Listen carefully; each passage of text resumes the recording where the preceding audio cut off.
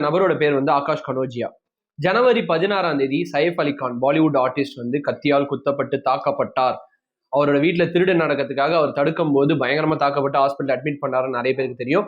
But அதுக்கப்புறம் வந்து case follow up, அதுக்கப்புறம் வந்து அவர் சர்ஜரி பண்ணி அப்புறம் ரொம்ப சீக்கிரமா ரெக்கவர் ஆகி டிஸ்சார்ஜ் ஆனது, இதெல்லாம் கூட நிறைய பேர் பார்த்துருப்பீங்க. பட் இந்த நபர் அந்த கேஸ்ல பயங்கரமா பாதிக்கப்பட்டிருக்காரு. ஒரு சஸ்பெக்டா இவர் அரெஸ்ட் பண்ணி உங்க மேல குற்றம் இல்லை அப்படின்னு சொல்லி மும்பை போலீஸ் வந்து விடுவிச்சிட்டு இருக்காங்க.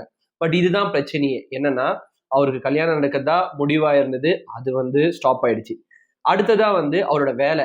அவர் வந்து ஒரு பேசிக்கான மிடில் கிளாஸ் ஃபேமிலி மேன், ஒரு டிரைவர் வேலை செஞ்சு பொழைச்சிட்டு இருந்தாரு. அந்த வேலையில இருந்து தூக்கிட்டாங்க. இப்படி அவரோட அத்தியாவசியம் எல்லாமே ஆட்டி படைக்கப்பட்டு இருக்கு. இப்ப வாழ்வாதாரமே இல்லாம என்னை வந்து நடுகெதில விட்டுட்டாங்க அப்படின்னு சொல்லி மும்பை போலீஸை வந்து அவர் சொல்லியிருக்காரு.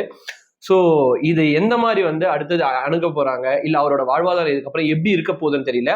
பட் இது வந்து ஒரு நியாயமே இல்லாத ஒரு விஷயம் தான்.